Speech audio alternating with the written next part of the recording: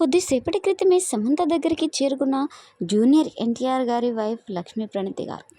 ప్రస్తుతం ఇందుకు సంబంధించిన విషయాలు ఎంతో వైరల్ అవుతున్నాయి.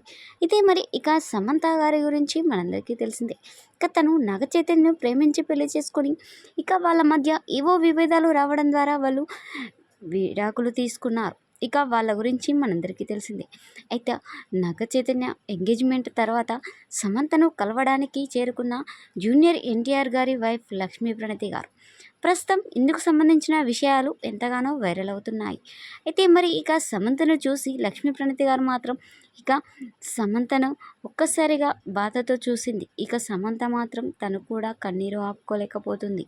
ఇక సమంతను చూసి ఇక నువ్వు నాగ చైతన్య ఎన్ని రోజులకైనా ఒకరినొకరు అర్థం చేసుకొని కలుస్తారు అనుకున్నాము, కానీ ఇక నాగ చైతన్య ఇలా త్వరలో తను పెళ్లి చేసుకోబోతున్నట్టు తెలియగానే ఇక నేను మాత్రం చాలా బాధపడ్డాను. ఇక మీరు ఇలాంటి డిసిషన్ తీసుకొని ఇలా దూరమయ్యారు అంటూ సమంతతో మాట్లాడుతున్న జూనియర్ ఎన్టీఆర్ గారి వైఫ్ లక్ష్మీ ప్రణతి. ఇక లక్ష్మీ ప్రణతి గారితో మాట్లాడుతున్న సమంత గారు.